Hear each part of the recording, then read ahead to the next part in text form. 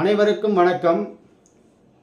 எனது அருமை குருநாதர் பொள்ளாச்சி ஆனைமலை சுப்பிரமணி ஐயா அவர்களின் பொற்பாதம் பணிந்து இன்றைக்கு என்ன தகவல் பார்க்க போகிறோம்னா, ஒரு கிரகம் ஆட்சி உச்சம் பெற்று இருப்பின் சுப பலன்களை வழங்குவதில்லை, ஏன்? ஜாதக விளக்கத்தோடு இன்றைக்கி பார்க்க போகிறோம். பொதுவாகவே ஒரு கிரகம் ஆட்சி உச்சம், 2 கிரகம் ஆட்சி உச்சம், 3 கிரகம் ஆட்சி உச்சம் அப்படி பெற்றிருந்தும் சில பேருக்கு பலன்களை வழங்குவதில்லை. அது ஜோதிடத்தில் இருக்கக்கூடிய ரகசிய சூட்சுமம். அதை விளக்கணும்னா ஒரு நாள் போதாது, 2 நாள் போதாது. இருந்தாலும் என்னுடைய குருநாதரினுடைய வழிகாட்டுதலின்படி எனக்கு என்ன இயன்றதோ அதை சுருக்கமானது ஒரு தெளிவான விளக்கத்தோடு நம்ம பார்க்க போகிறோம். பொதுவாக காலத்தினார் செய்த நன்றி சிறிதெனினும் ஞானத்தின் மானப்பெரிது அப்படின்னு ஒரு வள்ளுவரினுடைய குரல்களுக்கு ஏற்றாற்போல் ஒரு உதவி செய்கிறோம், அந்த உதவி செய்யப்பட்ட காலம்தான் முக்கியம். அப்போ ஒரு பிறப்பினுடைய ஜனனத்தினுடைய ரகசியமே அந்த காலம்தான் இங்கே முக்கியமாக குறிக்குது. அப்போ காலம் ஒரு முக்கிய காரணியாக விளங்குது. ஒரு ஜாதகத்தில் ஒரு குழந்தை பிறக்குது, அந்த பிறந்த குழந்தையினுடைய சுப அசுப நல்லது கெட்டது அது வாங்கி வரும் பலன்கள் எதை பொறுத்து அமைகின்றது என்றால் காலத்தை பொறுத்து. அப்போ காலம் மிக மிக மிக மிக அவசியமான ஒன்று. அது ஆட்சி பெற்றிருக்கட்டும், உச்சம் பெற்றிருக்கட்டும், எங்கே வேணாலும் கேந்திர திரிகோணங்கள் இருக்கட்டும். ஆனால் பலன்கள் எப்படி வழங்குது, எதன் மூலியமாக வழங்குது, அதுதான் ரகசியம், அதுதான் சூட்சுமம், அதுதான் ஜோதிடத்தினுடைய உட்கருத்து. அதுதான் எந்த முறையில் ஜோதிடத்தினுடைய தன்மையில் அதை எடுத்துரைத்து கொண்டு நம்மளுடைய முன்னோர்கள் சென்று இருக்கிறார்கள் என்றது தான் என்னுடைய குருநாதர் அடிக்கடி இதை விளங்குவார். குரு 4ஆம் இடத்தை பார்க்குது, 5ஆம் இடத்தை பார்க்குது, 10ஆம் இடத்தை பார்க்குது, அந்த கிரகம் சேருது, இந்த கிரகம் சேருது, அந்த யோகத்தை கொடுத்துரும், இந்த யோகத்தை கொடுத்துரும். எந்த ஒரு விஷயமும் எதுவும் சீக்கிரத்தில் நடக்காதுன்னு சொல்லுவார் அவர். லட்சத்தில் 1 கோடியில் 1 தான் அதிர்ஷ்டங்களும் அவர்களுடைய அறிவும் வேலை செய்யும். என்னுடைய பாணியில் சில விஷயங்களை நான் 4 வகையாக பிரிப்பேன். அறிவு இருக்கும், அன்பு இருக்காது. ஒரு சில பேர்கிட்ட அன்பு இருக்கும், ஒரு சில பேர்கிட்ட அறிவு இருக்காது. முதல்ல அறிவு இருக்கும், அன்பு இருக்காதுன்னு சொன்னால், ரெண்டாவது அன்பு இருக்கும், அறிவு இருக்காது. அன்பும் இருக்கும், அறிவும் இருக்கும், காலம் அவங்கக்கிட்ட இருக்காது. நீங்கள் வேணா பாருங்கள், அன்பும் அறிவும் நிறைந்த ஒரு மனிதர் நீண்ட நெடிய காலங்கள் வாழ்வதில்லை. நம்மளுடைய யோகிகள், ஞானிகள், சித்தர்கள், மகா பெருமான்கள்லாம் ஏன்னா அன்பும் அறிவும் இருக்கிற இடத்துல இந்த புவி உலகத்தில் வாழும் காலத்தை குறைத்து இறைவன் தன்னிடத்தில் அழைத்து கொள்கிறார். அவர் உலக இயக்கத்துக்கு வாப்பா, எங்கூட தொழில் செய்யறதுக்கு வந்துடு, 5 தொழில் செய்யறதுக்கு நீ வந்துடு அப்படின்னு கூட்டுக்குவார். அதுவே அன்பு அறிவு இருக்காத இதுவை காலங்கள் மாறி வழங்குவார். அது ஏன்னா அது தெரிந்ததுக்கு உண்டான அமைப்புகளை வாழ்க்கையை வாழ சொல்லி நிறைய காலங்கள் இருக்கும். 4 வகை தான் நான் பிரிச்சுட்டேன். இது இந்த இடத்துல எந்த பொருத்தமாக இருக்கும் அப்படின்னா, ஆட்சி ஒரு கிரகம் பெற்றிருக்கும், உச்சம் பெற்றிருக்கும், ஆனால் அவருக்கு பலன் வழங்காது. அதே ஆட்சி உச்சம் கேந்திர திரிகோணங்களில் இருந்தால் தானங்க ஐயா சுப பலனை வழங்குதுன்னு சொல்லிட்டு ஜோதிடத்தினுடைய முக்கிய விதியே அப்படி தானேன்னா, விதி என்னமோ அப்படி தான். அதே ஒரு கிரகங்கள் கெட்டு இருக்கும், அந்த கிரகம் அந்த மனிதன் நல்ல வாழ்க்கையை வாழ்ந்து கொண்டு இருப்பார். ஆனால் அவர் இந்த உலகத்தில் பொருள் வாழ்க்கையை வாழ்ந்து கொண்டு இருப்பார். அவர் என்ன வாழ்க்கையை வாழ்ந்து கொண்டு இருக்கிறான்னு சொல்லிட்டு ஏக தேசமாக இருக்கக்கூடிய சக மனிதர்கள் தான் சொல்லுவாங்க, நல்லா வாழறாம்பா அப்படின்னு. அவனுக்கு என்னப்பா நல்லா வாழறாம்பா, நல்ல அவனுக்கு அரசு உத்தியோகம், அவனுக்கு நல்ல வருமானம் வருது அப்படின்னு. ஆனால் அவங்கக்கிட்ட கேட்டால் அவங்களுக்கு என்ன தெரியும்? ஏன்னா உள்புறமும் அகம் புறம் ரெண்டுத்திலையும் அவங்களுக்கு தெரிவதில்லை. அது இறைவனுக்கு தான் தெரியும். அதுபோல் ஒரு மனிதன் இப்போ அரசாங்கத்தில் இருக்கிறாரு, ஒரு அரசு அதிகாரியாக இருக்கார், ஒரு காவல்துறையில் இருக்கிறாரு. காவல்துறையிலே இருந்துக்கிட்டு அரசு அதிகாரியாக இருந்துக்கிட்டு நல்ல பணம் நல்ல வசதி வாய்ப்பாக இருந்துக்கிட்டு இதெல்லாம் இருந்து ஆனால் இன்னொரு உயிருக்கு வந்து துரோகத்தை விளைக்கிறாரு. அப்போ அந்த இடத்த என்னன்னு சொல்லுவோம், நம்ம அந்த இடத்த அறிவு இருக்குது அன்பு இல்லைன்னு சொல்லிடுவோம். அது முதல் விதியிலே அவர் அவுட் ஆகிடுவார். ரெண்டாவது விதி வந்து அன்பு இருக்கும் அறிவு இருக்காது அப்படின்னு சொன்னோம்ல. முதல்ல அறிவு இருக்கும், அன்பு இல்லாததுனால அந்த தவறு செஞ்சார். ரெண்டாவது அன்பு இருக்கும் அறிவு இருக்காது. ஏன் அப்படின்னா அவர்கிட்ட எல்லா குணநலன்களும் அடங்கி இருக்கும். அது செய்யறதுக்கு உண்டான அறிவு இல்லாத அளவுக்கு அவர் பிறப்பெடுத்து ஜனனம் எடுத்திருப்பார். அந்த காலங்களில் அவருக்கு வந்து அது இருக்காது. அதை வந்து ஒரு உதாரண ஜாதகத்தை போட்டு நம்ம பார்ப்போம். இப்போ கன்னி லக்கணத்தில் ஒருத்தர் வந்து பிறப்பு எடுத்துக்கிறாரு. லக்கணத்திலே வந்து சுக்கிரன் வந்து நீசம் பெற்று விடுகிறார். ஏன்னா கன்னி வீட்டில் சுக்கிரன் நீசம் தானே, அவர் ஒரு கிரகம் தான் நீசம் ஆயிடுறாரு. அடுத்தது பாருங்க, துலாமில் வந்து சந்திரன் சனி வந்து அந்த இடத்த உச்சம் ஆயிடுறாரு துலாமில். 3ஆம் இடம் கன்னி லக்கணத்துக்கு 3ஆம் இடத்துல செவ்வாய் ஆட்சி பெற்று அவர் கூட கேதுவும் உச்சம் பெற்றிருக்கிறார். அப்போ இந்த இடத்துல எத்தனை கிரகம்? 5 கிரகம் வந்துடுது. அடுத்தது கன்னி லக்கணத்துக்கு 4ஆம் இடம் என்று சொல்லக்கூடிய தனுசுல வந்து குரு வந்து ஆட்சி பெற்றுறார். அப்போ 6 கிரகம் வந்துடுச்சு. ராகு துலாமில் ரிஷபத்தில் இருக்கிறார். சிம்மத்தில் சூரியன் புதன் மாந்தி. இப்படி அமைந்த இந்த ஜாதகர் பாருங்க, சூரியன் உச்சம் சூரியன் ஆட்சி, சுக்கிரன் நீசம், சனி உச்சம், செவ்வாய் ஆட்சி, கேது உச்சம், குரு ஆட்சி. அப்போ ஆக மொத்தத்தில் குரு சூரியன் சனி செவ்வாய் இந்த 4 கிரகங்கள் வந்து ஆட்சி உச்ச தன்மையில் இருக்கு. ஆனால் இவருடைய வாழ்க்கை வந்து சிறப்படைவதில்லை, குடும்பம் விருத்தி அடைவதில்லை, இல்லற வாழ்க்கை இதுவரைக்கும் இல்லை, பொருள் வாழ்க்கையும் அவ்வளவாக இல்லை. சரி, பொருள் வாழ்க்கை தான் இல்லை, இல்லற வாழ்க்கை தான் இல்லை, அடுத்தது இறைவனை தேடக்கூடிய தன்மையிலேயாவது அந்த வாழ்க்கையாவது மேம்பட்டு காணப்படுதா அப்படின்னு பார்த்தா அதுவும் இல்லை.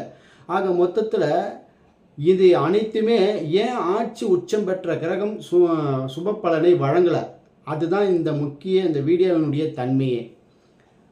அது ஏன் அப்படி வழங்கலை அப்படின்றத அந்த ஜாதகர் பெற்று வந்த லக்கணமும் அவர் அந்த ஜாதகர் உடல் எடுத்த புள்ளியான சந்திரன் அமர்ந்த ராசியும் அவர் பெற்ற புள்ளியுமே அவருடைய ஜாதகத்தை நிர்ணயம் செய்யும். இது வந்து எளிமையாக எடுத்து சொல்லி போகலாம். ஏன் ஒருவருக்கு ஆட்சி உச்சம் பெற்றும் அவருக்கு அந்த சுப பலன்களை வழங்குவதில்லை? பொதுவாக ஒரு கிரகம் அந்த பலனை எடுத்து பார்க்கும்பொழுது ஒரு ஆசிரியர் துறையில் இருப்பார். ஆனால் அவர் வந்து ஆசிரியர் துறையில் இருந்து கொண்டு அவர் ஆற்றக்கூடிய கடமைகளை செய்வதில்லை. ஒரு மத போதகராக இருப்பார், அவர் அந்த விஷயத்தில் இருந்து கொண்டு அதனுடைய தன்மை சாராம்சத்தை செய்வதில்லை. ஒரு காவலாளியாக இருந்துக்கிட்டு ஒரு ஆகச்சிறந்த காவல் தலைமையாளராக இருந்துக்கிட்டு அவருடைய கடமையை சரிவர செய்வதில்லை. ஏன் ஒரு தாய் தகப்பன் ஒரு குழந்தைக்கு தன் கடமையை தானாக தன் குழந்தைக்கு செய்வதில்லை. சரி, தன் குழந்தை பிறந்து வளருது, அதுக்கப்புறம் தாய் தகப்பனை வந்து சரியாக அவங்கள வந்து கூட வச்சிருந்து அவங்களுடைய கடைசி காலம் வரைக்கும் அவர்களோடு சேர்ந்து வாழ்வதில்லை. இதெல்லாம் இயற்கையாகவே இறைவன் வகுத்த விதியின்படி வாழ முடியாத போவதற்கு உண்டான தாற்பயம் என்ன? அவர்களுடைய குணத்தையும் அவர்களுடைய செயலையும் அவர்களுடைய பழக்க வழக்கங்களையும் விதிமுறைகளையும் ஏன் விலகிச் செல்கிறார்கள் அப்படின்னு சொல்லிட்டு பார்க்கும்பொழுது எப்பொழுதுமே நிலையானது எது, நிலையற்றது எது, இது என்ன நம்ம வந்து முழுசாக தெரிஞ்சுக்கணும். அப்படி தெரிஞ்சு அதன்படி பார்க்கும்போது ஆட்சி உச்சம் பெற்றால் ஏன் கிரகங்கள் பலன்களை வழங்குவதில்லை? அதே நீசம் பெற்றிருக்கும் பகை பெற்றிருக்கும் கிரகங்கள் அவர்கள் வந்து நல்லா வாழ்ந்து கொண்டிருப்பார்கள், நல்ல ஒரு மனிதர்களாக காணப்படுவார்கள் சமுதாயத்தில். அது ஏன் அப்படின்னு பார்த்தோம்னா இந்த இடத்த தான் இறைவன் வள்ளல் பெருமான் சொன்ன விதிகள் வந்து ஞாபகத்துக்கு வருது. அதாவது ஆதியும் அனாதியமாக இருக்கக்கூடிய இறைவன் சிருஷ்டி தொழிலை செய்வதும் போது அவரே அந்த இருமை என்று சொல்லக்கூடிய, அகங்காரம் என்று சொல்லக்கூடிய, மும்மலங்கள் என்று சொல்லக்கூடிய தன்மையை ஒரு மனிதன்கிட்ட அப்படியே ஒட்டி அனுப்புகிறார். ஆணவம் கண்மம் மாயை என்று சொல்லக்கூடிய விஷயத்தை பசைய ஒட்டி அனுப்புகிறார். அந்த ஆணவம் கண்மம் மாயையிலிருந்து விலகி வரும்பொழுது அதை எப்படி செய்யணும், எப்படி விலகணும் அப்படின்றது தான் இங்கே முக்கியமான காரணம். அதனால தான் முதல்ல வச்ச ஒரு வார்த்தை, காலத்தினால் செய்த நன்றி சிறிதெனினும் ஞானத்தின் மானப்பெரிது அப்படின்னு சொல்லுவார். இப்போ சின்ன வயசில் இறைவனை அடைய முடியாது, முதிர்ந்த வயசில் இறைவனை அடைய முடியாது. ஆனால் அந்த நடுத்தரமான வயசு ஒன்று இருக்குதுல்ல, அந்த வயசில் அனைத்தும் அறிந்து அறிவும் இருக்கணும், அன்பும் இருக்கணும், ரெண்டும் கலந்து இந்த நடுத்தரமான வயசை நம்ம சரியாக வாழ்க்கை பயணங்கள் பண்ணும்போது நான் யார் அப்படின்றத உணர முடியும். இப்போ எனக்கு 60-70 வயசுக்கு மேலே நான் யாருன்றதை உணர்ந்துட்டேன். ஆனால் எனக்கு ஏற்ற அந்த உடல் இல்லை. இறைவனை அடைவதற்கு அதனால தான் உடல் வளர்த்தேன் உயிர் வளர்த்தேன்னு சொல்லுவார் திருமூலர். அதனால தான் எல்லா ஞானிகளும் யோகிகளும் சித்தர்களும் உடலை பேணி காத்துக்கொள்ளுங்கன்னு சொல்லுவாங்க. உடல் நல்லா இருந்தால் தான் இந்த உள்ளத்தை நம்ம சரிவர அடக்க முடியும். அந்த உடல் சரியில்லை என்றால் உள்ளத்தை அடக்கவே முடியாது அப்படின்னு சொல்லுவாங்க. அப்போ இந்த கிரகங்கள் ஆட்சி உச்சம் பெற்றிருந்தும் பலன்கள் வழங்காத போனதற்கு காரணம் என்னன்னா நம்மளுடைய முன்வினைகளே. அந்த முன்வினைகளினுடைய அமைப்பில் தான் காலங்கள் வகுத்து நாம் பெரும் லக்கண புள்ளியாகவும் நாம் பெரும் உடல் புள்ளியாகவும் அமையுது. அந்த உயிர் புள்ளி உடல் புள்ளியினுடைய தன்மையில தான் ஆட்சி உச்சம் பெற்ற கிரகத்தினுடைய தன்மையின் வாயிலாக அந்த பலன்களை வாரி வழங்குது. இப்போ ஆட்சி பெற்றிருக்கு, உச்சம் பெற்றிருக்கு இந்த ஜாதகருக்கு. அந்த ஆட்சி பெற்று உச்சம் பெற்ற கிரகத்தை அசுப கோள்கள் பார்க்கும் பட்சத்தில் ஆட்சி பெற்றும் உச்சம் பெற்றும் அதுக்கு வீணா போகுது. அதுதான் உண்மை. ஏன் அப்படி பார்க்கும்பொழுது அவர் பெற்று வந்த காலத்தினுடைய அமைப்பு, அவர் பெற்று வந்த ஊழ்வினையினுடைய அமைப்பு. அப்போ இந்த இடத்த ஆட்சி பெற்றிருந்தாலும் உச்சம் பெற்றிருந்தாலும் ஊழ்வினையே நிர்ணயம் செய்கிறது அப்படின்றது தான் உண்மை. அதுதான் நிதர்சனமான உண்மை. அந்த நிதர்சனமான உண்மையை தான் ஜோதிடர்களாகிய அந்த மகா பெருமான் பார்த்து உங்களுக்கு அந்த ஜாதகத்தை எடுத்து சொல்லுவாங்க. ஆட்சிலாம் பெற்றிருக்கு, குரு ஆட்சி பெற்றிருக்கு, சுக்கிரனுக்கு அதாவது கன்னி லக்கணத்துக்கு 7ஆம் அதிபதியாக வழங்கக்கூடிய குரு ஆட்சி பெற்றிருக்கு. ஆனால் அந்த குருவை சனி பார்க்கிறார். எங்கேருந்து பார்க்குறாரு? துலாம் வீட்டிலிருந்து உச்சம் பெற்று பார்க்கிறார். அப்போ என்ன ஆகுது? 7ஆம் இடத்து அதிபன் வலுப்பெற்று, 7ஆம் இடத்து அதிபன்னா கலஸ்திரகாரகன் அல்லவா? அப்போ 7ஆம் அதிபதி சனி பார்வையில் மாட்டிக்கிட்டாரு. காரக கிரகம் என்று சொல்லக்கூடிய சுக்கிரன், திருமணத்துக்கு உண்டான காரக கிரகங்கள்ல அது என்ன பண்ணுது? நீசம் பெற்று லக்கணத்திலேயே உட்காந்துருக்கு. அப்போ இந்த ஜாதகருக்கு இப்பிறவியில் இப்பூமியில் இந்த திருமண கொடுப்பனை, இல்லற கொடுப்பனை, குடும்பஸ்தானம், சுகஸ்தானம், சத்மஸ்தானம், அதாவது 7ஆம் இடத்துக்குண்டான காரகம் பூரா இவருக்கு அவுட் ஆயிடுச்சு. அப்போ ஆட்சி பெற்றிருந்தான்னா உச்சம் பெற்றிருந்தான்னா எது பெற்றிருந்து என்ன பிரயோஜனம்? அப்போ 7ஆம் அதிபதியை அதுக்கு தான் ஆதியும் அனாதியுமாக விளங்கக்கூடிய இறைவனே அந்த இருமை என்று சொல்லக்கூடிய அந்த கருமை என்று சொல்லக்கூடிய அந்த அசுபத்தன்மையோடு கலந்து தான் இருக்குது. ஏன்னா சிருஷ்டி இயங்கணும்னா அப்படி தான். தங்கம் முழுமையாக பியூராக இருந்தால் எந்த ஒரு உலோகமாகவும் நம்ம உருவமாகவும் வடிவமைக்க முடியாதுன்றத எப்படி இந்த புற வாழ்க்கையில் பொருள் வாழ்க்கையில் எப்படி எடுத்து சொல்லுது, அதே போல தான் அருள் வாழ்க்கையிலையும் அக வாழ்க்கையிலையும் எடுத்து சொல்லும். ஆனால் அதிலிருந்து நம்ம விலகியும் வரணும். மானை காட்டி மானை பிடிப்பது போல பசுங்கன்று இறந்து விட்டால் கன்று மாதிரி ஒரு வடிவத்தை உருவாக்கி அந்த பசுவுக்கு காட்டி பால் கறப்பது போல இந்த உருவகத்தை அமைப்பெல்லாம் நம்ம இந்த கிரகங்கள் இப்போ ஆட்சி பெற்றிருக்கு, உச்சம் பெற்றிருக்கு. சில பேருக்கு அற்புதமான வாழ்க்கை பயணங்கள் அமைஞ்சிருக்கும், அருள் வாழ்க்கையாக இருந்தாலும் சரி, பொருள் வாழ்க்கையாக இருந்தாலும் சரி. ஆனால் அந்த உச்சம் பெற்ற ஆட்சி பெற்ற கிரகத்தை அசுப கிரகங்களாக, அசுப ஆதிபத்தியம் பெற்ற கிரகங்களாக இருந்த கிரகங்கள் வந்து அதை பார்க்காமல் இருக்கும். அந்த காரக கிரகம் ஒரு மனிதனுடைய ஜாதகத்தில் லக்கணத்திலிருந்து 12 பாவகங்களுடைய காரகத்தை பார்க்கும் பட்சத்தில் அது வந்து இந்த ராகு, கேதுக்கள், சனி, அதாவது குஜாதி ஐவர்கள் என்று சொல்லக்கூடிய இயற்கை பாவிகள் என்று சொல்லக்கூடிய தன்மையில் வந்து அதை பிரித்தெடுப்பார்கள். அதனால்தான் கிரகங்களுடைய பலம், பலவீனம், சுப அசுப அந்த மாதிரி நிறைய விஷயங்களை எடுத்து சொல்லிக்கிட்டே போவாங்க. அதெல்லாம் நம்ம வந்து பார்த்துக்கிட்டே போனோம்னா அதை எல்லாம் வந்து விளக்கிட்டு இருந்தோம்னு வச்சுங்களேன், அது வந்து ரொம்ப நேரம் ஆகிட்டே இருக்கும்.